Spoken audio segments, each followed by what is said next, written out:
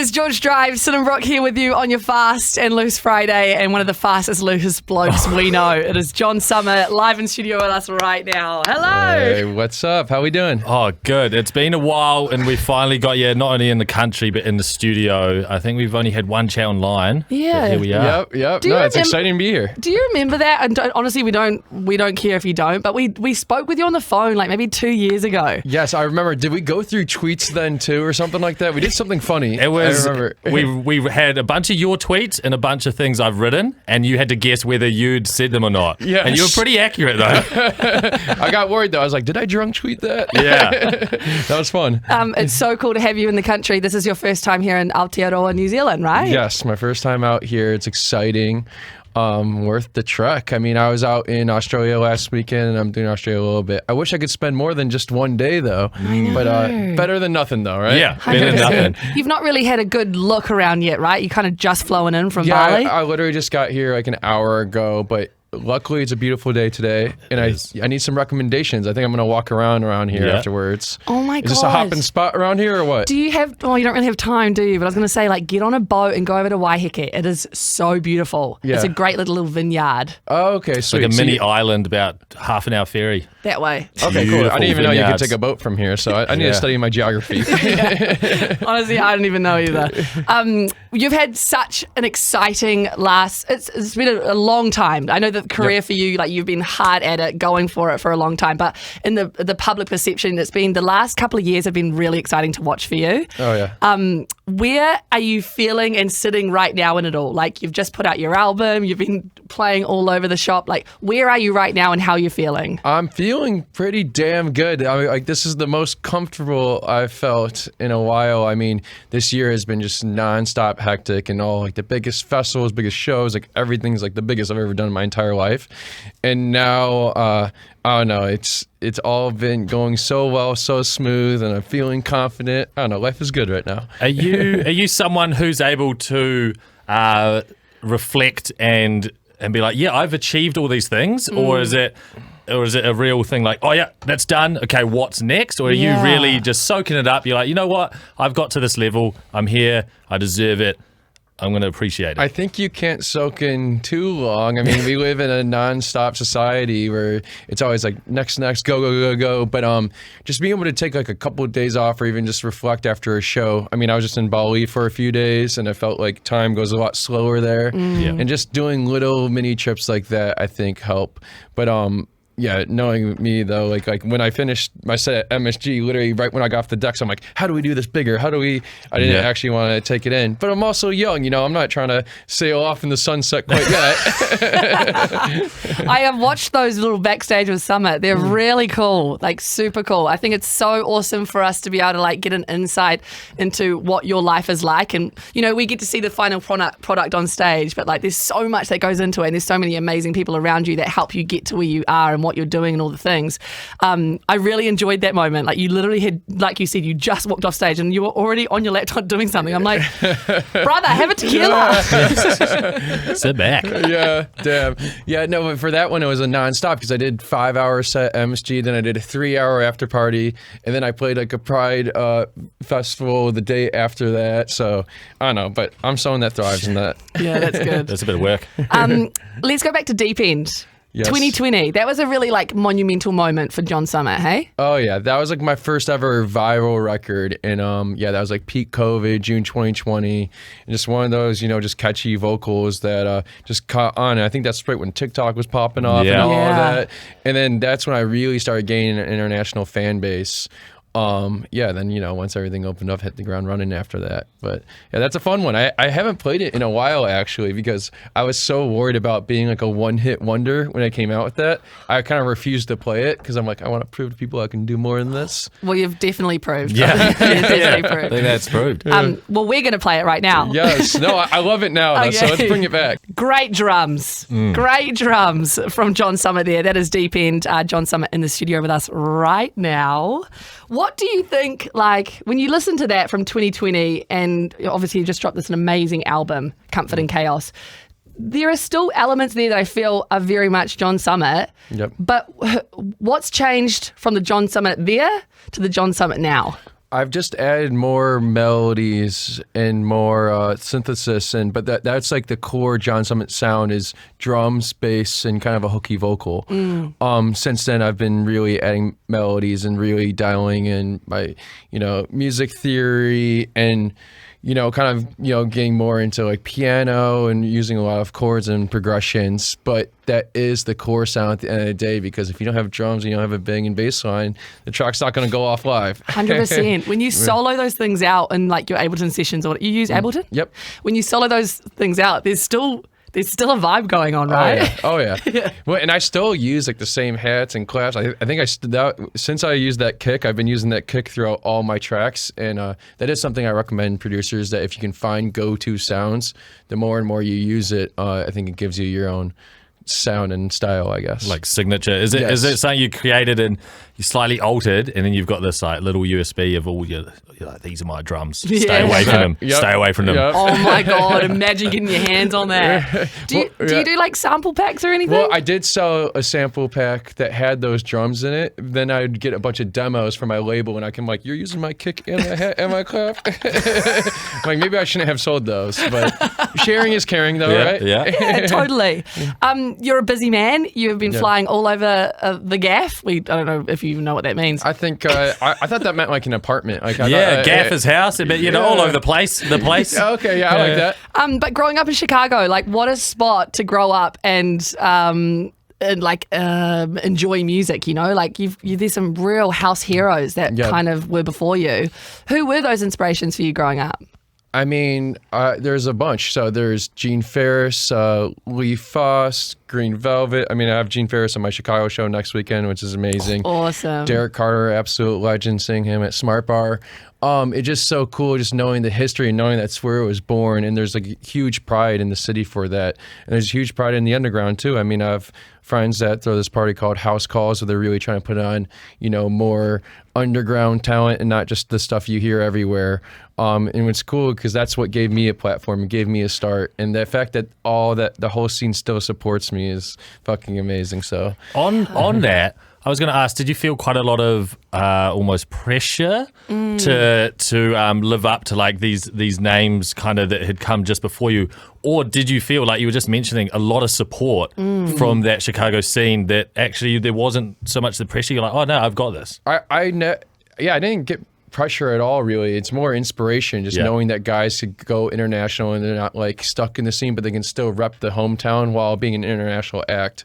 And it's sweet. I mean, like, even I have a Vegas residency, and then every time I play, like, the front row is all Chicago people. I love that. It's kind of like when I play with Dom Dolla out, and you see people with like Australia flags and stuff like that. Because I feel like you guys out here, Australia, New Zealand, kind of like very support your own, especially when you guys go international. Yeah. So I think Chicago's kind of the same way. We're like the little guy who could kind of operation, Yeah. Are you guys rivals with Australia, or do you consider it a peer? What's the deal there? I think it's like a brotherly kind of. When it's like you bully your brother. Yeah. Oh, okay. But then in the grand scheme, it's kind of like us world. us two versus the world. Okay, yeah. So you support like an Australian who goes abroad, like a Rufus Du Sol or whatever. Yeah. Yes. Oh my God, 100%. Massively. We were like, oh no, yeah, they're from our city. 100%. Yeah. That's so interesting that you say that, because when you go traveling to, when we go to America, there is like Aussie, and I'm like, you crazy asses. No. And then I'm like, then I get angry. I'm like, no, I'm a New Zealander. And then eventually you're like, close enough. Yeah, totally. close enough. Playing, just back on the Green Velvet stuff, like playing with Green Velvet. How was that? Just those moments are so special, right? It's incredible. Like, I never, like, while I was at Imagination, even thinking that he would know who I am. I mean, going to see his sets all like growing up and going out in Chicago, and then he played the MSG set with me. We played for an hour and a half. So that was a big dream come true. But and it's just so impressive. I mean, he's in his 50s, still ripping it just as hard as he was 30s. It's like nuts. Crazy, hey. And that little green tuft. Right? Mohawk and stuff going on, man. What a groover. Yeah. Right? And you're working alongside like Cascade, who's also a Chicago. Yep. I didn't know that he was what do you call it, Chicagoan? Yes, Chicago. No, that's right. And we had kind of similar upbringings, and he's kind of similar to me, where he grew up in the Chicago scene, then was working at like a record store and all of that, and then moved off to the West Coast and kind of pursued a new sound.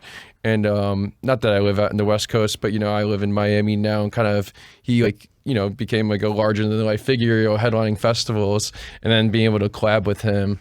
And it's been a lot of fun because he's really good at working with vocals and melodies. So he's been a big inspiration. And you guys went like full techno, like big room techno on that. It was so sick. I feel like it just perfectly encompasses both of your styles in this really cool modern way. Yeah, because we knew we wanted to do something vocal and with melodies, but then we were like, we want to make the drop like tough. We want to make this something you're like, oh shit, what is this? Yes. So we had fun with it. Nice. And we absolutely loved your I Remember remix. Yes. I Remember for me was a really important tune growing up. Are you a 94 baby? I am. Same. Oh, wow. So okay. like I remember... Oh, I can't tell that story on the radio, but I remember's a really important moment for me and my first ever time going raving. I probably have the same exact story, so I know exactly where you're going with that. And it was for me too. But the tune that both Brooke and I really like, we really loved Escape. Yeah. We loved your remix of that. And love singing it badly. we love singing it so badly, and it's such a beautiful record. Do you still play this out? Yeah, I do, and I think I'll play it tonight. Cool. But yeah, that's how the connection with me and Halo started. Is that I first heard the K5 Escape. That was their first K5 record. And I was obsessed with it, playing it over and over. And then Cascade hit me up to remix it. And then the remix just did so well that Halo and I were like, we have to write an original together. And that's how Where You Are was born.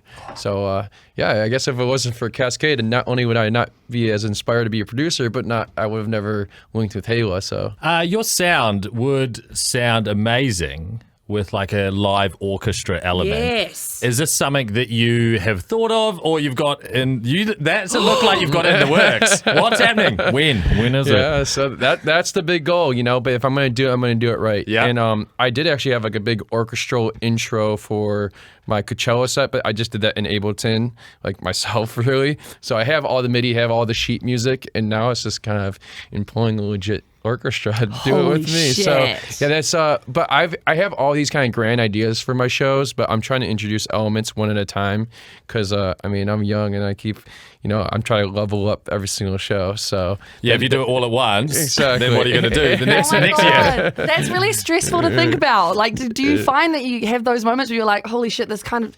Oh, I'm stressed out 24/7. Oh. Do you do breath work? I should. Do you do ice baths? I don't do that. I know you go to the gym though, right? I do Gym's go your to the thing. gym. Yes. Yeah. So that's how I let off some steam. Nice. And I know how to have fun too. So I guess that helps as well. It's all good, it's all good circle, Yeah, so exactly. Congratulations, Main Stage Ultra.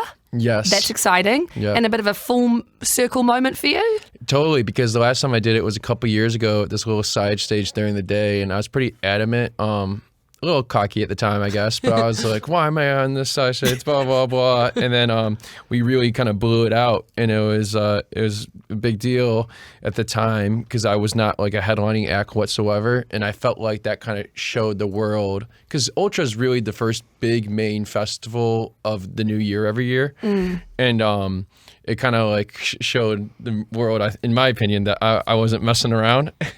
And then I kind of made a personal commitment. I'm like, I'm not doing this festival until I headline main stage. Amazing. And it's gonna be me and Dom, and it's gonna be so much fun. Just non-stop rippers. You two feel real rat bag energy together. Oh, does yeah. he bring out Dangerous? this? Like, does he bring out that energy in you? Like, I know you've got it yourself. I bring out the energy in him a little bit. Yeah. Because he's a little bit more reserved than I am. Bless him. Yeah, it's kind of like a little brother, big brother energy, I feel. Yeah.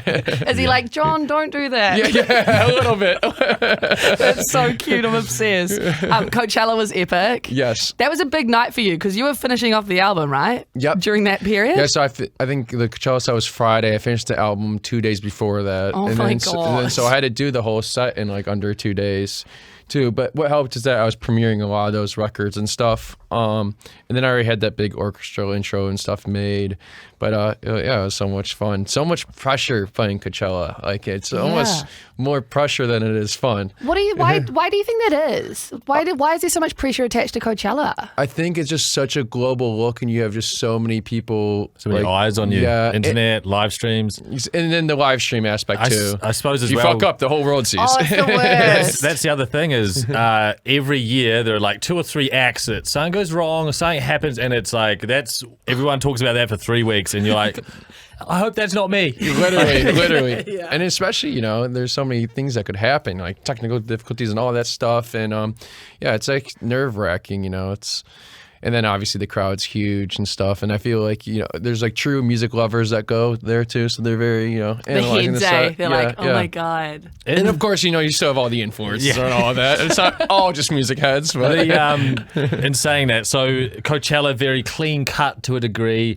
influences, everyone's dressed nicely, but you've got quite a soft spot for the wook, don't you? Oh yeah. I like to get down and dirty. Come on. Yeah. That's what like we really love is artists that are not afraid to be like, I'm getting into GA, general admission, GA get amongst is what we call it, and just like have a good time. And so is that and like Subtronics and Tape B and that kind of whole scene, is that what has brought you guys together for this gas pedal rev up? For this big time. The first time me and Subtronics played together, that was 2 years ago at this festival called Electric Force, which I go to every year growing up. And it's like the perfect blend of everything that you can have, like a Fred again to like an Excision on the same lineup, where it's a huge culture clash. And me and Subtronics at the time had such different separate fan bases. And we're like, it would be really cool if we just did a show together. Like, it doesn't even make sense music-wise. And then it turned out awesome. And then it's taken a couple years to get an actual collab going. And the way I kind of approached this is having more of a house techno intro so I can mix it in my sets, and then we get heavy with it.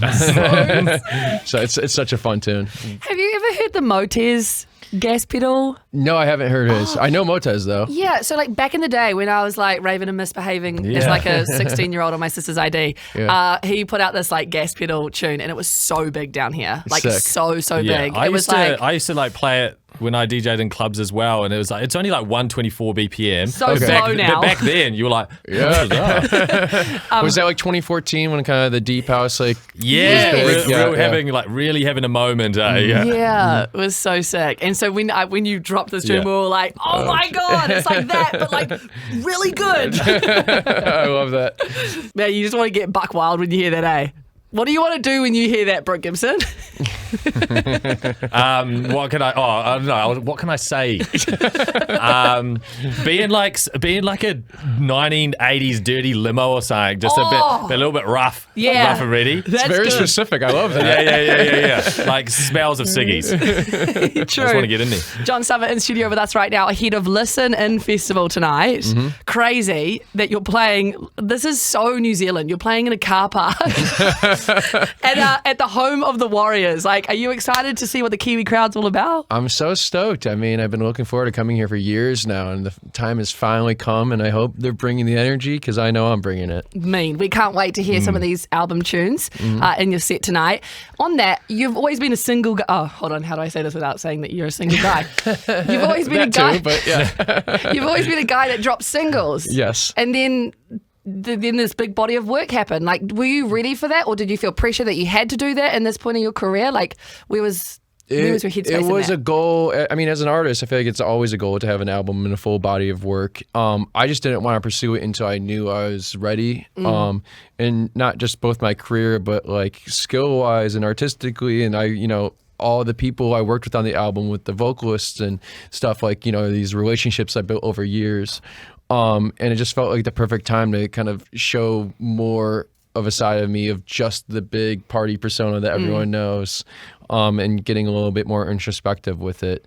But I think it was the perfect time, and it's very fulfilling putting out an album, so I'm so happy I did. It was so cool to see you venture into this drum and bass space. Oh, yeah. For us down here in Aotearoa, drum and bass is so big. Like, we literally cannot escape it. Yeah. It's so has it always been big here, or is that kind of a trend, or what? I'm curious. It's always been around and like bubbling under the surface, definitely more on the underground side. And then in the last like 5 to 6 years, it's really had its moment. Yeah. And it's not going away. It's not leaving. Like, weird, like, help. I love that, though. Yeah. So, the wave's been built, but it hasn't broken yet. Yeah. It's just riding it. So I think a lot of people, when they heard this Ven B collab with you on this album, they were like, oh, shit, this is really cool to hear you kind of venture into our space, you know? So I guess so Sub Focus is playing the festival today too, and of course he's who I did go back with. I guess he's probably been touring here for a little bit then. For years. Like okay. we saw him at our first ever Rhythm and Vines, which was like our big New Year's festival back in 2012. Oh, wow. He was like always there, you know? What's funny is the way I got connected with him was that he did a free download remix of Deep End during COVID, during 2020. So then I was like, because I've always been a fan of him for years, you know, and then I saw he did that. I'm like, wow, he knows who I am. And then it was literally years in the making to get this collab to work. So sick. Did you, whilst you were creating it, was there a little bit of, not concerned, but you were like, man, this is quite a hard thing to pull off, house into DMB.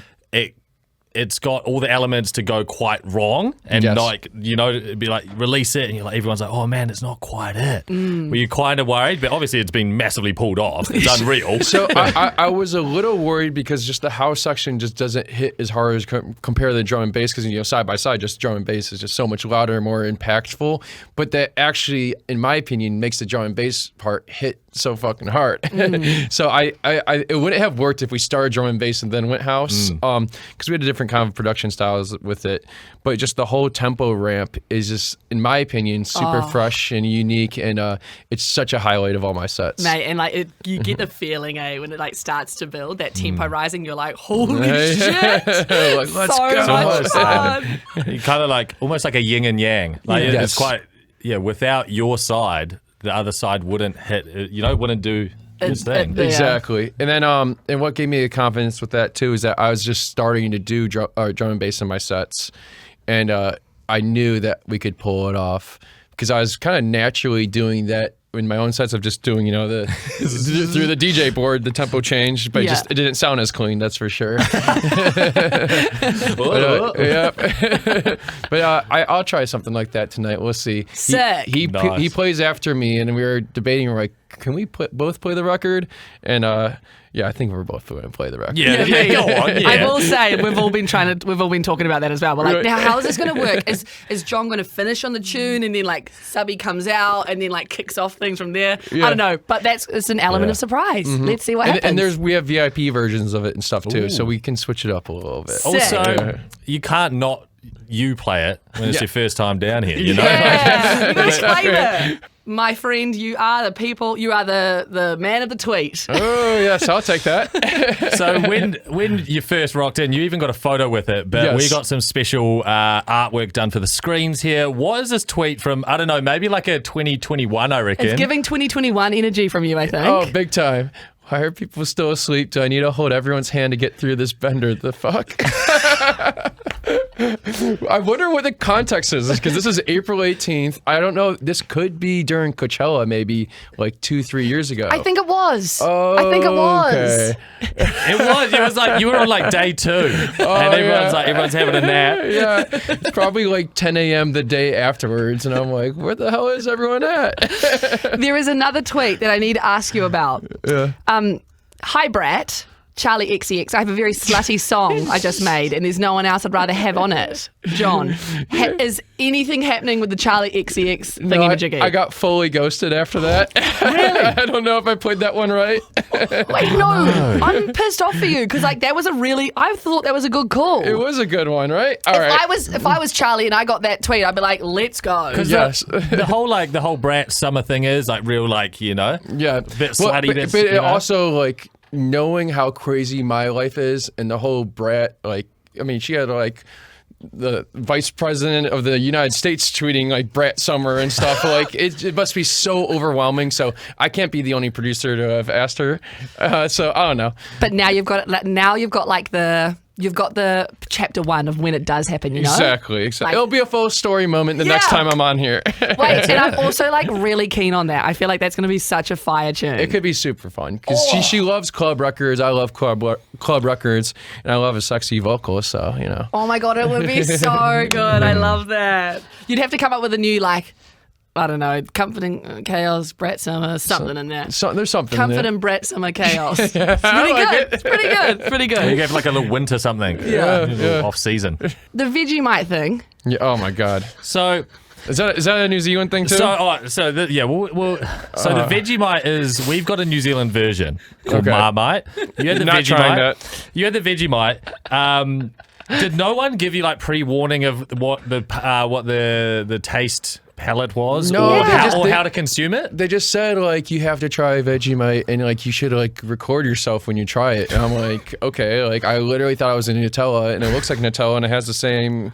I mean, I really just straight up raw dogged it, put the spoon really in, did. and then oh my god, it was the worst thing I've ever had in my life. Yeah, like when we watched that, we literally cringed for you because we were like, no, that's so sad. Why did you do that? And everyone's like, I put it on my kids' toast and stuff like that. I'm like, well, why don't you just put like butter and jam? I don't get it. It's like a very salty molasses. I think it's like a molasses. Okay. Yes. Interesting. We're going to make it the right way, okay? Oh, okay. We're going to make Oh it my the right God. way. I I'm like, promise. I can't go through that No, again. no. We would never make you go through that again, but we're gonna make it for you the right way. We're gonna film a It's- video and chuck it up on our socials, George FM Drive, and you'll Yeah. be able to see the result there. But promise you, we're not gonna dog you out. Yes. Well, I think Vegemite needs a redemption. You And might- this could be the redemption. Of it. Yeah, and Yes. then the New Zealand version will be the redemption. Okay. Yeah.